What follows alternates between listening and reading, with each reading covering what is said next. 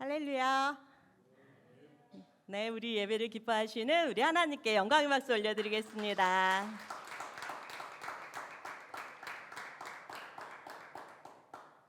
오늘 우리에게 주시는 말씀은 창세기 16장 1절에서 13절까지 말씀입니다. 이 말씀 우리가 같이 읽어보겠습니다.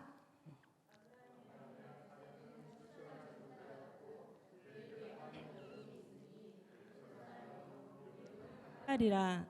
사레가 아브라함에게 이르되 여호와께서 내 출산을 허락하지 아니하셨으니 원하건대 내 여종에게 들어가라. 내가 혹 그로 말미암아 자녀를 얻을까 하노라 하매 아브라함이 사레의 말을 들으니라. 아브라함의 아내 사레가 그 여종 애굽 사람 하갈을 데려다가 그 남편 아브라함에게 처불어 준 때는 아브라함이 가나안 땅에 거주한 지 10년 후였더라. 아브라함이 하갈과 동침하였더니 하갈이 임신하매 그가 자기의 임신함을 알고 그의 여주인을 멸시한지라. 사레가 아브라함에게 이르되 내가 받는 모욕은 당신이 받아야 옳도다. 내가 나의 여종을 당신의 품에 두었거늘 그가 자기의 임신함을 알고 나를 멸시하니 당신과 나 사이에 여호와께서 판단하시기를 원하노라. 아브라함이 사레에게 이르되 당신의 여종은 당신의 수중에 있으니 당신의 눈에 좋을 대로 그에게 행하라 하매 사레가 하갈을 학대하였더니 하갈이 사레 앞에서 도망하였더라. 여호와의 사자가 광야의 샘물 곁 곧 술길 샘 곁에서 그를 만나 이르되 사레의 여종 하갈아 내가 어디서 왔으며 어디로 가느냐. 그가 이르되 나는 내 여주인 사레를 피하여 도망하나이다. 여호와의 사자가 그에게 이르되 내 여주인에게로 돌아가서 그 수하에 복종하라. 여호와의 사자가 또 그에게 이르되 내가 내 씨를 크게 번성하여 그 수가 많아 셀 수 없게 하리라. 여호와의 사자가 또 그에게 이르되 내가 임신하였은즉 아들을 낳으리니 그 이름을 이스마엘이라 하라. 이는 여호와께서 내 고통을 들으셨음이니라. 그가 사람 중에 들나귀같이 되리니 그의 손이 모든 사람을 치겠고 모든 사람의 손이 그를 칠치며 그가 모든 형제와 대항에서 살리라 하니라. 하갈이 자기에게 이르신 여호와의 이름을 나를 살피시는 하나님이라 하였으니 이는 내가 어떻게 여기서 나를 살피시는 하나님을 배웠는고 함이라. 아멘. 사랑하는 성도 여러분들, 이 자리에 오신 여러분들을 사랑하고 축복합니다. 우리가 삶을 살아가면서 또 이 예배 자리에 있고 또 영상으로 예배하는 이 모든 것들이 하나님의 아름다운 그 구원의 역사 가운데 있는 줄 믿습니다. 하나님의 구원의 역사는요, 한편의 드라마와 같다 이런 생각을 해봅니다. 거기에 등장하는 하나님께서는 천지를 창조하셨고 또 예수님께서는 이 땅에 오셔서 또 십자가와 부활의 삶을 우리에게 나타내셨고 성령님께서는 지금도 역사하시면서 우리와 함께 하시고 성령의 하나님의 역사를 계속해서 떠내려가고 있습니다.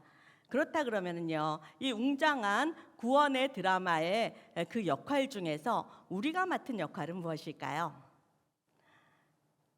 우리가 맡은 역할은 가장 귀한 주인공의 역할입니다. 그것은 바로 하나님의 자녀의 역할입니다. 그래서 우리는 다 주인공이고 다 귀한 분들입니다. 그래서 옆에 분들에게 우리 한번 진심을 담아서 이렇게 축복해 볼까요? 당신은 정말 귀한 주인공이십니다.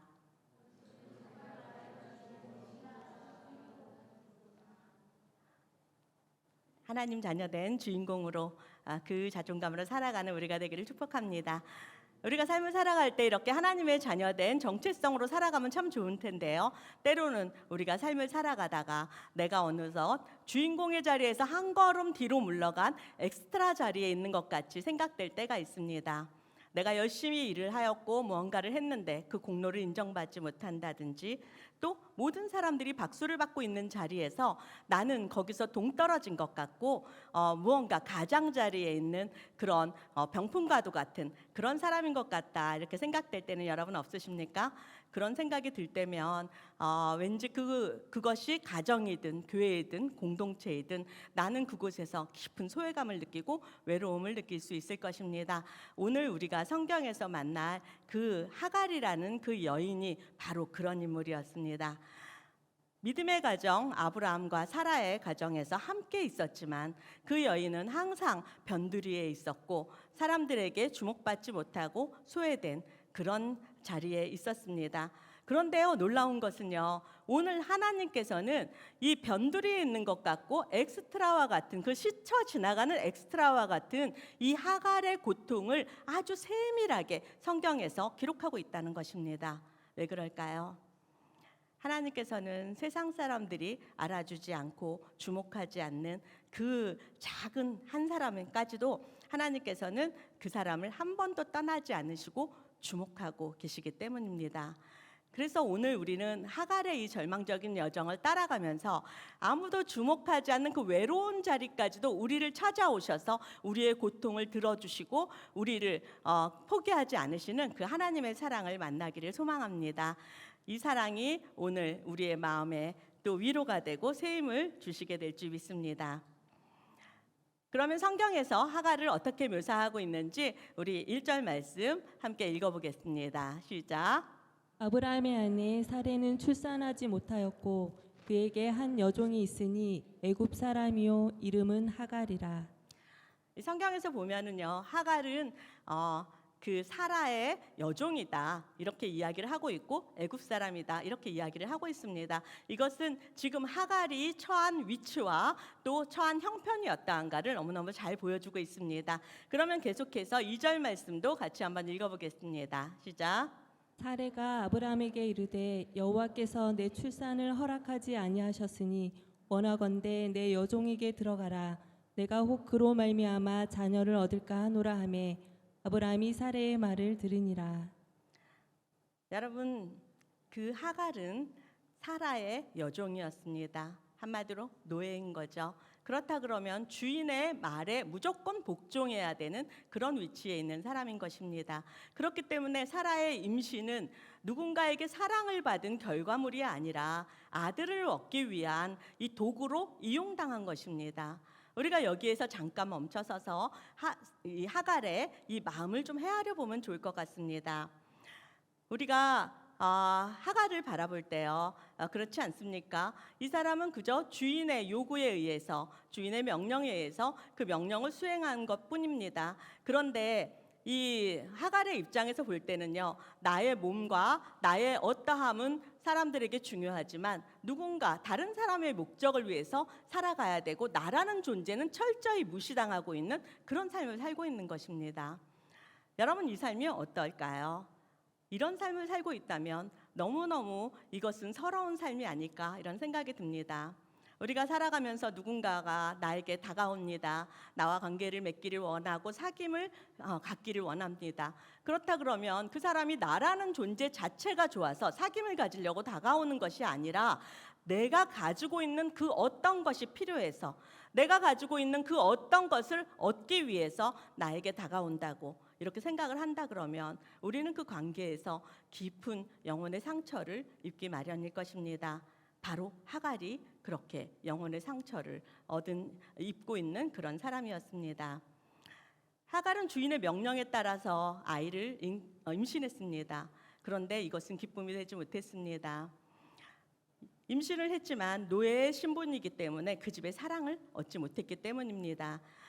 생명을 품고 있으면서도 자신의 존재는 이미 버려진 것 같이 무시당하고 있는 그 사람인 것입니다. 그래서 약속의 가정에 있었지만 약속 밖에 있는 사람인 것처럼 아무런 주목받지도 못하고 오히려 이 임신한 것이 기쁨이 되는 것이 아니라 이것이 시기와 질투로 인해서 갈등의 단초가 되고 말았습니다.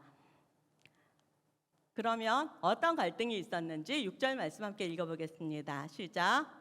사레가 하갈을 학대하였더니 하갈이 사레 앞에서 도망하였더라. 여러분, 여기서 학대하다, 이 학대라는 단어는요 히브리어인데요, 히브리어로 쓰여질 때 이 단어를 찾아보면은요 이스라엘 백성들이 이집트에서 애굽에서 종살이할 때 그 애굽 백성으로부터 너무너무 압제를 당하고 또 억압을 당하고 고통을 당했던 것을 다 알고 있지 않습니까? 그 정도의 고통에 쓰이는 단어를 이 똑같은 단어로 학대라고 이렇게 표현하고 있습니다. 지금 하갈의 입장에서는요, 자신은 주인의 명령에 복종해서 아이를 임신한 것밖에 없어요. 그런데 자신은 그 가정에서 아주 끔찍한 고통을 당하고 있는 것입니다. 그러니까 하갈이 느낄 때 어떻겠습니까? 내가 이 가정에 있을 땐 영원히 사랑받을 수는 없을 뿐만 아니라 내 생명도 내가 지켜내지 못하겠구나. 내 뱃속에 있는 이 아이조차도 내가 지켜내지 못하겠구나. 이런 생각을 하지 않았겠습니까? 그러니까 하갈이 결정할 수 있는 것은 자기는 무조건 도망치는 것밖에 없었습니다. 하갈이 도망을 치기로 결정을 했으나 그 노예의 신분으로 누군가 만날 수도 없고 누군가 반겨주는 사람도 없습니다. 갈 곳이 없는 거예요. 그러니까 사람들을 피해서 달려가다 보니까 그가 갈 수 있는 것은 막다른 골목 같은 그 광야에 머물게 되는 것입니다. 광야에서 앉아있는 그 하갈의 모습을 한번 생각해 보십시오. 얼마나 그 처지가 처량하고 얼마나 마음이 아픕니까? 더 이상 어디로 갈 수도 없고 꿈도 꿀 수 없고 소망을 가질 수 없는 그런 모습입니다. 그런데요, 여기에 희망이 있는 거예요. 왜냐하면 바로 그곳에 누가 찾아왔는지 아십니까? 7절 말씀 한번 읽어보겠습니다. 시작. 여호와의 사자가 광야의 샘물 곁 곧 술길샘 곁에서 그를 만나. 여호와의 사자가 그를 찾아왔다고 합니다. 여기서 여호와의 사자란 하나님을 의미하는 거예요. 인생의 가장 처량하고 가장 절망적이고 소망이 없는 그곳에 하나님이 찾아오셨습니다. 그리고 하나님께서 하갈에게 이렇게 말씀하십니다. 사라의 여종 하갈아, 내가 어디서 왔으며 어디로 가느냐. 여기서 주목해 볼 게 있어요. 사람들은 하갈을 부를 때 사라의 여종이라고만 부릅니다. 사라의 소유물이라고 부릅니다. 그런데 하나님께서는 하갈아 하고 이름을 불러주시는 것입니다. 여러분, 하나님께서 우리의 이름을 불러주신다는 것은요, 우리가 친구의 이름, 이렇게 좋은 사람의 이름을 부르는 것보다 더 깊은 의미가 있습니다. 하나님께서 우리의 이름을 불러주시는 것은 우리의 모든 것을 기억하고 계신다는 것입니다. 하나님의 사랑은 하나님의 기억입니다.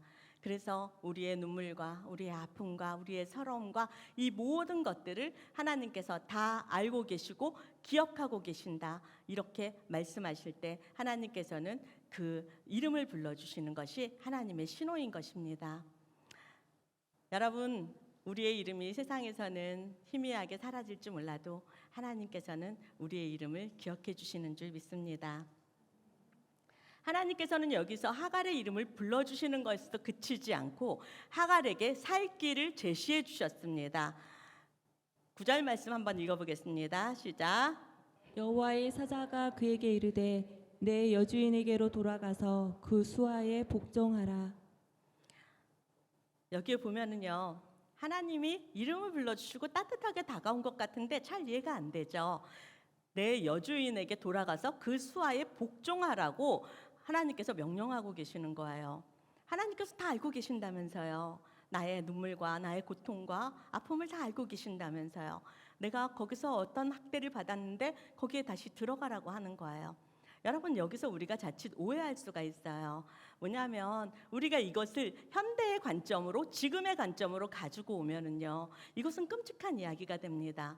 내가 가정에서 고통당하고 학대를 당했는데 다시 그 가정에 들어가서 그 폭력에 그냥 굴복하라고 하는 말처럼 들릴 수 있어요. 근데 그 말이 아닌 거예요. 만약에 지금 가정에서 어떤 폭력이나 학대가 있다 그러면 공동체에서 그것을 당연히 보호하는 게 마땅하고 또 리더들이 나서서 그를 안전하게 또 지켜주는 것이 마땅합니다. 그런데 이것은 지금의 관점으로 해석하는 것이 아니라 그때의 시점에서 우리가 이 문장을 해석해야 되는 거예요. 지금 하갈은 임신하고 있는 여인입니다. 임신하고 있는 여인이 광야에서 살 수 있는 방법은 아무것도 없습니다. 하나님께서는 지금 내 주인의 그 수하에 복종하라 하시면서 돌아가라고 할 때 하나님께서는 이 죽음의 땅이 아니라 살 길을, 내가 안전하게 살 길을 제시해 주는 것입니다. 또한 하나님께서 책임져 주시고 보호하겠다는 약속이기도 합니다. 하나님께서는 이렇게 약속하실 뿐만 아니라 하갈의 뱃속에 있는 아들 이스마엘도 하나님께서 민족을 이루게 하고 또 강한 민족을 이루게 하고 하나님께서 복을 주시겠다고 약속하십니다.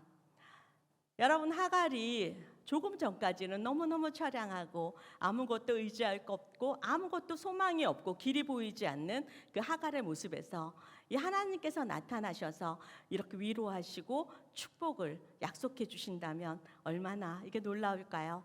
그제서야 하갈의 입에서 놀라운 고백이 터져 나왔습니다. 함께 읽어보겠습니다. 시작. 주님은 나를 살피시는 하나님이시라.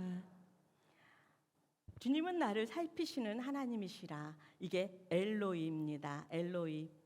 엘로이는 나를 보고 계시는 하나님이라는 말이에요. 나의 눈물을 아시고 나의 상처를 아시고 나의 모든 아픔을 아시고 감찰하시면서 나를 세세히 돌보시는 그 하나님을 하갈이 만난 것입니다. 여러분, 우리도 때로는 그렇지 않습니까? 내 안에 어떠한 아픔과 상처와 고민이 있는데 아무도 이해해 줄 수가 없고 아무도 알아줄 수 없다고 생각해 본 적은 없으십니까? 그래서 외로움에 눈물 흘려 본 적은 없으십니까? 내 옆에 누워 있는 배우자도, 나의 부모도, 나의 자녀도, 그 누구도 나를 이해할 수 없을 것 같고 나의 아픔을 같이 나눠줄 수 없을 것 같을 때요. 때로는 사역자들조차도 이해할 수 없을 것 같다, 이렇게 생각될 때가 없습니까? 그런데 맞아요. 사람은 다 이해할 수는 없어요. 그런데 우리가 기억해야 되는 것이 있습니다. 하나님께서는 우리의 그 모든 것들을 다 이해하고 계시고 다 알고 계신다는 것입니다. 하나님의 시선은 가장 약한 자에게 머물러 있습니다. 가장 내가 고통당할 때, 아플 때, 연약한 상태일 때 하나님께서는 그때 나를 돌보고 계시고 나를 책임져 주고 계신다는 것을 여러분 믿으시기 바랍니다. 세월이 흘러서 이 사라의 가정에서 약속의 아들인 이삭이 태어났습니다. 그리고 하갈과 그 아들 이스마엘은 광야로 쫓겨났습니다. 21장 14절 말씀 우리 같이 한번 읽어보겠습니다. 시작. 아브라함이 아침에 일찍 일어나 떡과 물 한 가죽 부대를 가져다가 하갈의 어깨에 메어주고 그 아이를 데리고 가게 하니 하갈이 나가서 브엘세바 광야에서 방황하더니. 네, 여러분 너무너무 아프고 잔인한 구절 아닐까요? 아브라함은 이 이스마엘의 아버지입니다. 그런데 이 떡과 물 한 가죽 부대만 어깨에 메어주고 내쫓아 버린 거예요. 처음에 광야로 나갔을 때는 본인 스스로가 도망쳐 간 것이지만 이번에는 쫓겨난 것입니다. 이 마음이 어떨까요? 더 이상 어찌할 수 없는 극한의 고통을 맛볼 것입니다. 극한의 절망에서 아무것도 할 수가 없습니다. 이것은 그냥 버려짐이 아니라 완전한 단절을 의미하는 것이기 때문입니다. 그 브엘세바 광야에서 가지고 있는 이 떡과 물은 금방 동이 나버립니다. 그래서 그 광야에서 물이 다 떨어지고 맙니다. 여러분, 광야에서 물이 떨어졌다고 하는 것은요, 바로 죽음을 의미하는 것입니다. 하갈이 자신의 죽음도 두렵지만 내 눈앞에서 내 아들이 목말라서 죽어가고 있는 모습을 보아야 되는 거예요. 그것이 얼마나 끔찍하고 잔인한 일입니까? 그러니까 하갈이 차마 내가 이 내 아들이 죽어가는 모습을 볼 수가 없다, 이렇게 해서 아들을 두고 멀리 떨어져서 통곡하고 옵니다. 그녀의 마음에는 어떤 마음이 있을까요? 아무런 기대도 할 수가 없어요. 하나님에 대한 기대, 그것도 할 수가 없었을 거예요. 지난번에 나를 만나줬던 건 뭐지? 지난번에 나에게 주었던 약속은 뭐지? 지난번에 나한테 들려줬던 그 음성은 내 착각인가? 나 혼자만의 망상인가? 이런 회의감이 들지 않았을까요? 여러분, 우리도 때로는 삶을 살아가면서 모든 것을 다 놓고 싶고 포기하고 싶은 때가 여러분 있었습니까? 우리가 또 건강을 잃었을 때, 또 사랑하는 사람을 잃었을 때, 또 내가 생각하고 바라고 원하는 것들이 무너지고 좌절되었을 때 우리가 때로는 우리의 마음이 무너지고 또 포기하고 싶은 마음이 들 때가 있을 것입니다. 그때 기도도 나오지 않죠. 어떠한 말도 어떠한 기도도 할 수 없는 그때가 있습니다. 지금 하갈이 그랬을 것 같습니다. 그런데요, 이번에도 하갈이 아무 데도 갈 수 없고 아무것도 소망을 가질 수 없는 그때에 또 하나님께서 나타나십니다. 그런데 여기서 너무 흥미로운 게 있어요. 하갈의 울음소리를 들었다 이게 아니고 하나님이 그 어린아이의 소리를 들으셨으므로 이렇게 말하고 있어요. 하갈의 울음소리보다 더 약하고 더 무능력하고 아무것도 할 수 없는 그 아이의 울음소리, 그 작은 울음소리들 하나님께서 들으신다는 거예요. 그리고 응답하신다는 거예요. 여러분, 우리가 기도조차 나오지 않고 어떠한 말조차 할 수 없는 그 순간에도 하나님께서는 우리 안에 소리 없는 그 비명까지도 다 들어주시고 계시고 우리의 기도를 응답하고 계시는 하나님이심을 믿으시기 바랍니다. 하나님께서는 이 하갈의 탄식과 그 눈물을 다 아시고 찾아오셔서 하갈에게 말씀하십니다. 두려워하지 말라 말씀하시면서 다시 한번 이스마엘에게 주셨던 그 축복을 다시 한번 되새겨 주십니다. 그리고 나서요. 정말 오늘 우리가 결정적으로 중요하다 생각되는 이 말씀을 보여주고 있습니다. 21장 19절 말씀인데요. 이 말씀 같이 한번 읽어보겠습니다. 시작. 하나님이 하갈의 눈을 밝히셨으므로 샘물을 보고 가서 가죽 부대에 물을 채워다가 그 아이에게 마시게 하였더라. 여러분, 그 아이가 또 하갈이 물을 마시고 살게 되어서 이게 결정적인 것이 아니고요. 여기서 정말 눈에 띄는 게 있어요. 그곳에 원래부터 샘물이 있었대요. 그곳에 원래부터 샘물이 있었던 거예요. 하나님께서 샘물을 갑자기 만드신 것도 아니고 옮기신 것도 아닙니다. 그냥 하갈의 눈을 밝게 했더니 그곳에 원래 샘물이 있는 게 보인 거예요. 그렇다 그러면 하갈은 왜 그동안 그 샘물을 보지 못하고 있었을까요? 하갈의 절망과 하갈의 눈물과 하갈의 그 분노와 슬픔이 눈을 가리워서 이 샘물을 보지 못하게 했던 것입니다. 여러분, 하나님께서는 이 하갈의 그 모든 것들을 아시고 그 상태를 아시고 하갈의 눈을 열어주셨어요.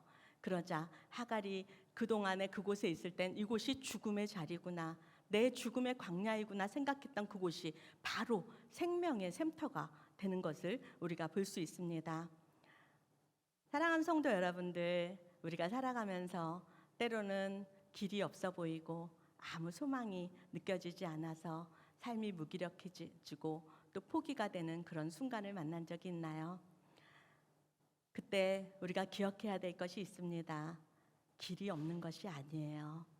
우리의 절망과 우리의 슬픔이 우리의 눈을 가리워서 길을 보지 못하는 것뿐입니다. 하나님께서 하갈에게 그러셨듯이 그때 우리에게도 하나님께서 찾아오셔서 우리에게 다시 한번 생명의 길을 보여주실 것이고 우리에게 또 소망의 길을 보여주실 것입니다. 그렇기 때문에 우리가 살아가면서 만약 그런 순간이 우리에게 찾아온다면 우리는 절망할 것이 아니라 그때 하나님을 부르고 하나님을 기대하면서 나의 눈을 열어주시기를 우리가 간절히 기도할 때임을 우리가 기억해야 할 것입니다. 여러분, 근데 저는요, 이 하갈의 눈물이 낯설지가 않습니다. 왜냐하면 저는 하나님께 이런 회의도 가져봤고 질문을 했던 사람이기 때문입니다. 최근에 제가 인생의 깊은 광야에 있을 때 저도 엘로이 하나님을 만났습니다. 그래서 그 이야기를 여러분과 잠깐 나누고 싶습니다. 저는 딱 2달 전에 오른쪽 어깨 인공관절 수술을 받았습니다. 제가 원인도 알 수 없고 이유도 알 수 없는 이유로 벌써 11번째 전신마취 수술을 이렇게 하게 됐는데요. 그렇게 많은 수술을 했어도요. 수술 후에 찾아오는 이 고통은 익숙해지지가 않더라고요. 또 이 고통은 밤이 되면 밤이 깊어질수록 더 진해집니다. 그래서 이 고통을 혼자 견뎌내야 되고 혼자 버텨내야 되는 그 시간에 저는 간절하게 정말 알고 싶었던 것이 있었습니다. 그것이 무엇이냐면 하나님이 정말 나를 사랑하십니까? 이것을 정말 알고 싶었어요. 그래서 제가 매일 밤 너무너무 고통에 지쳐서 신음소리만 날 때 하나님께 겨우 입을 떼서 그렇게 기도했습니다.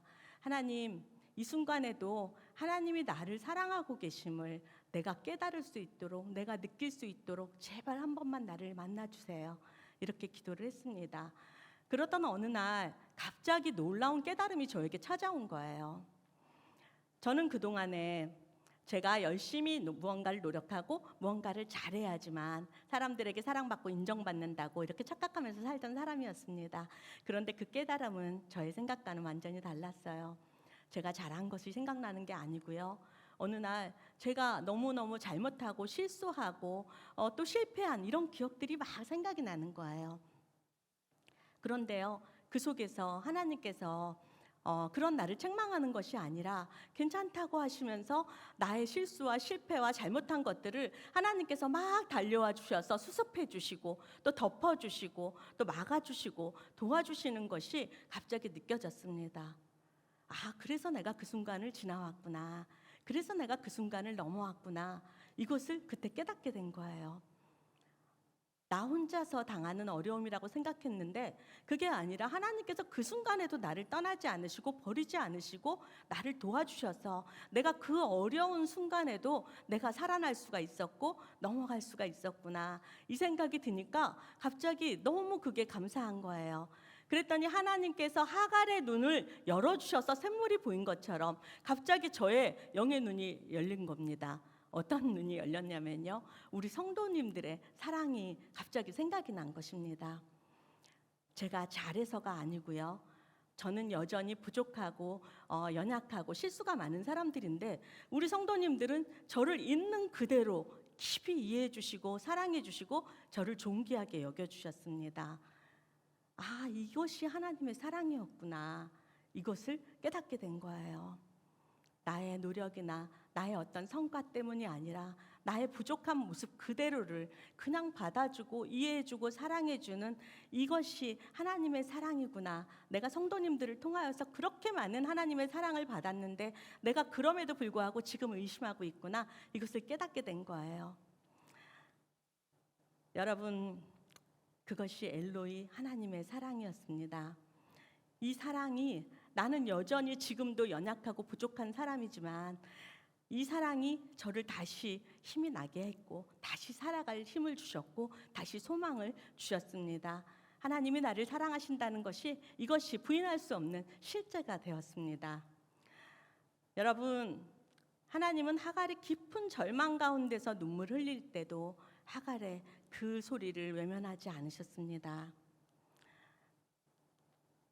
우리가 기도할 힘조차 없을 때 마음속에서 울려나오는 그 소리 없는 비명까지도 하나님은 지금 듣고 계십니다. 그리고 하나님께서는 하갈의 눈을 밝혀주셔서 샘물을 보게 하셨습니다. 여러분, 샘물은 원래 그곳에 있었습니다. 절망과 눈물이 하갈의 눈을 가리고 있었을 뿐입니다. 그래서 보이지 않았을 뿐입니다. 하나님께서 눈을 열어주시사 바로 그 죽음의 자리가 생명의 자리로 바뀌는 것입니다. 그때 보이는 거예요. 하나님께서 나를 한 번도 버리지 않으셨다는 것을, 나를 떠나지 않으시고 나를 끈질기게 포기하지 않으시고 사랑하셨다는 것을 그때 깨닫게 되는 것입니다. 저는 그날 밤 하나님의 사랑이 모든 감각으로 실제가 되어서 느껴졌어요. 그러니까 저는 저도 모르게 눈물이 나더라고요. 그리고 하나님께 이렇게 고백했습니다. 하나님이 나를 이렇게 부족하고 자격 없는 나인데도 나를 사랑해 주시고 살게 하셨군요.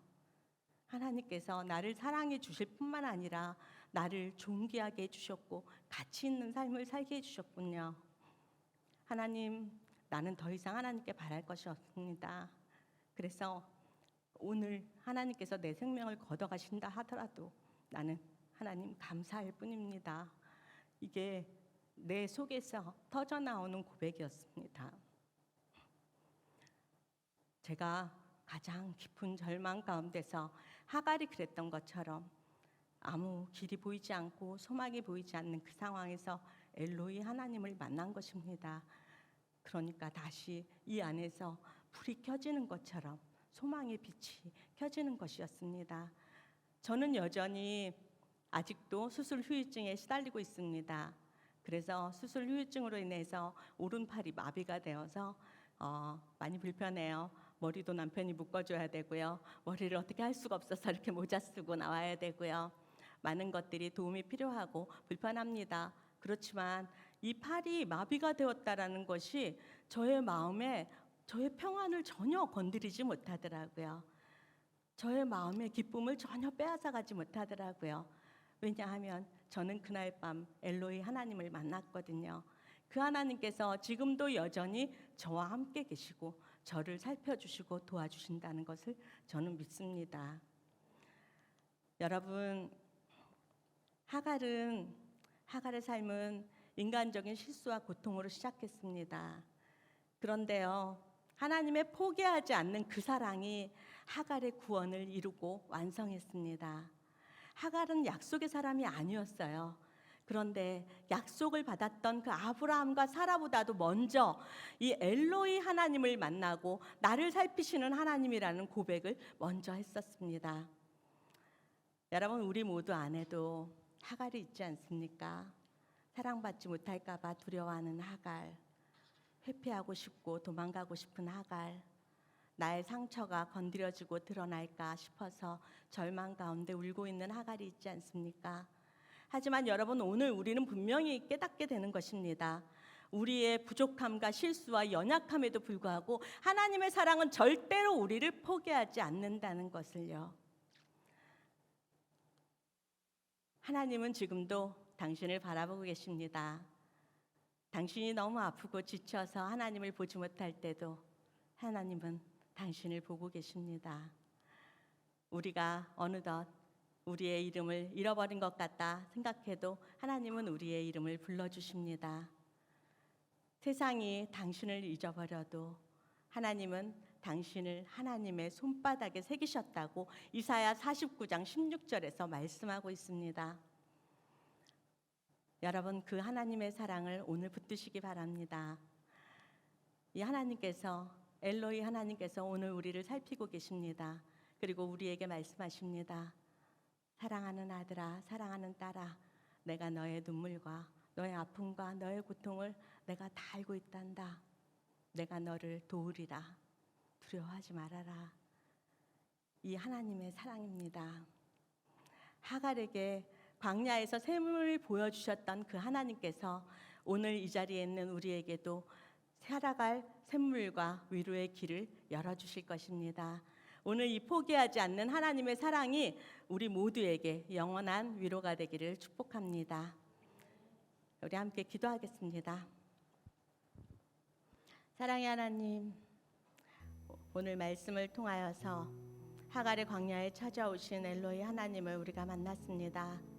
아무도 보지 않는 곳에서도, 아무도 불러주지 않는 이름 속에서도 우리를 기억하시고 불러주신 주님 감사합니다. 우리가 때로는 엑스트라처럼 여겨지고 사람들 속에서 투명인간처럼 외로움을 느낄 때가 있습니다. 그때마다 주님의 눈길이 우리를 향하고 있음을 잊지 않게 하십시오. 광야 같은 현실 속에서도 샘물이 이미 우리 곁에 있음을 믿게 하시고 보이지 않던 은혜를 보게 하십시오. 오늘 이 말씀을 마음에 깊이 새기며 이제 우리가 찬양으로 주님께 고백을 올려드립니다. 우리 이름을 기억하시고 우리의 눈물을 아시는 하나님께 감사와 사랑을 올려드립니다. 예수님의 이름으로 기도드립니다. 아멘.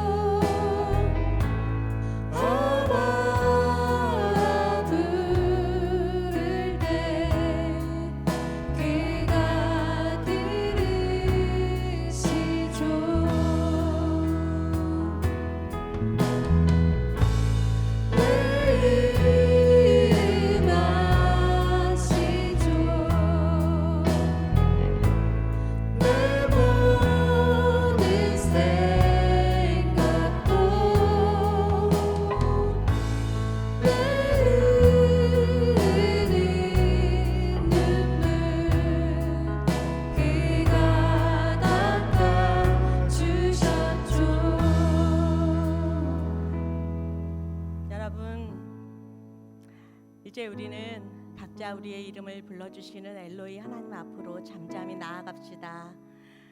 혹시 내 삶이 주인공이 아니고 엑스트라와 같아서 마치 투명 인간 같아서 너무 외로웠던 순간이 있다면 지금 그 마음을 주님께 내어드립시다. 하나님은 우리의 부족함과 연약함 때문에 우리를 외면하지 않으셨어요. 오히려 가장 외로운 광야에서 우리를 찾아오시고 우리를 위로하시는 분이십니다. 세상의 시선과 평가 때문에, 사람들의 평가 때문에 느꼈던 그 서러움과 그 외로움과 아픔이 있다면 주님께 올려드리고, 주님, 내가 지금 이 순간에 주님의 시선을 느끼게 하십시오. 내가 지금 이 순간에 엘로이 하나님을 만나게 하십시오. 내가 지금 이 순간에 하나님이 만드신 그 샘물을 볼 수 있도록 나의 눈을 열어주십시오. 우리 엘로이 하나님을 구하면서 하나님 앞에 나아가서 기도하겠습니다.